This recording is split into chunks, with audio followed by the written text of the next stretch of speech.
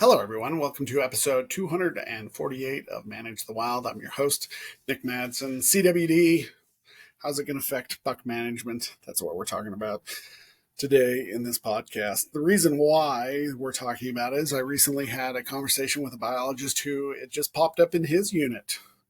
Lucky for him. No, it's horrible. There's nothing you can do, and that's the challenge with CWD. It is popping across multiple units as it spread. When I was talking to them, they don't know where it came from. There is a theory, and they think it's a pretty good theory based upon some of the information they've got, is that a whitetail, was harvested from out of the state, brought into the state that it's popping in, and that once they were done with the meat and the antlers, they put the carcass illegally into the woods, and now it's been spreading because of that. So you've got a whole lot of issues going on there. What are the management implications for CWD? None of them bode well for your population. None of them bode well for your mature deer. One of the best ways to reduce the spread, because you can't get rid of it, you can hope it dies out, but one of the best ways to reduce the spread is increase buck harvest.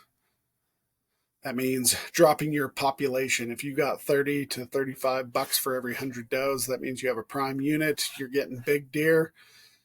You are going to drop that to below 15 bucks for every 100 does. You're going to drop that as much as you dare, because you still want the males to be able to service the females and go out and do their thing during the rut, but you also don't want that many males out there on the landscape infecting others. What they find out is that males, more than females, move from group to group, causing that spread. Males are more likely to adventure out, and what they're doing is they are looking for females to go and mate with, and so they are doing the best they can to find and contact as many females as possible, and that's where your spread is happening. So what you're going to go do is reduce that.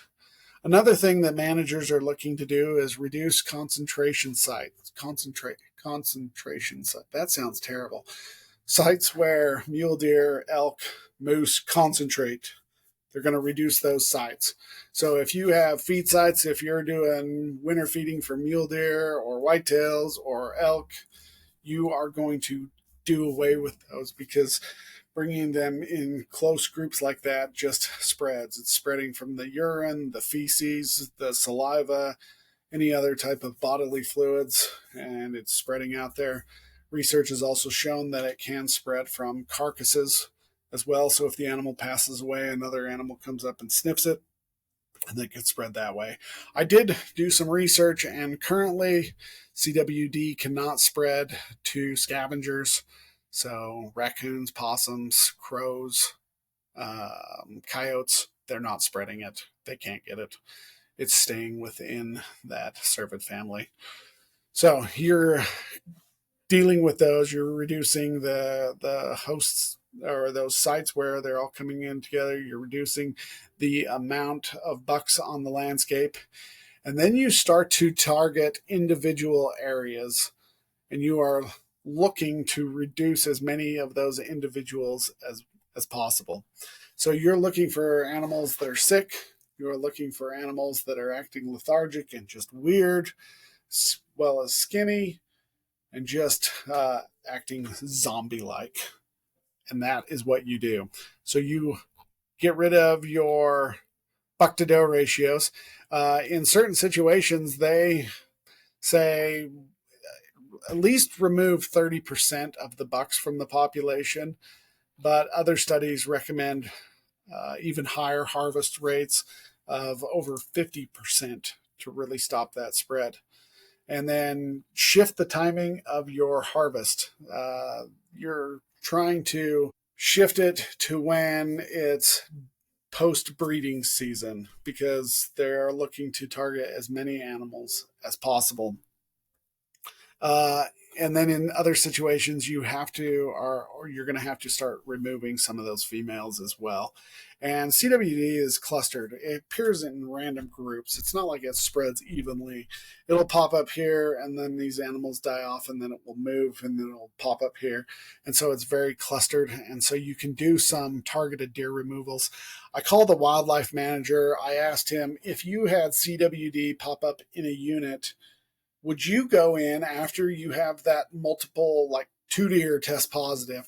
Could you go in and wipe out a whole population within like a 5 mile radius? He said that is a strategy that you could use, but one most likely that would never get approved, because you are talking about wiping out a whole population of deer in an area. People are uncomfortable with helicopters swooping in and shooting deer and leaving them lay there. Obviously, CWD, you wouldn't leave them laying there because they could still be infecting other animals. But people are uncomfortable with that, and so they would mostly uh, increase harvest in those areas just using the fall harvest. It is difficult, though, to manage. You can put together crews and you can start to look at roadkill deer, or people can turn in samples. Hey, I saw a deer here that was acting really funny. Uh, Wildlife managers can send people in. They can euthanize those animals to take samples. They can do the roadkill. If you have an area it's a really hot spot, 50% of your animals or 40% of your animals are popping with CWD, you can start going in and looking at seeing how many of the roadkill animals or how many of those harvested animals are infected with CWD. But if you have a population that has CWD, it is not going to go well for that population. Management of these units could take 10 years or more before you see an overall reduction in CWD.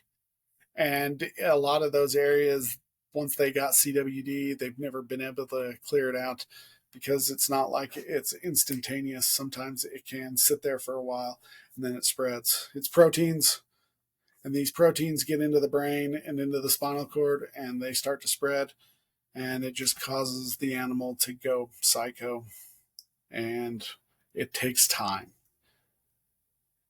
And it's not just deer, it's not just whitetail, it's not just mule deer, but it can affect moose, it can affect elk, and you can have it in all of those populations, and you can have some real issues.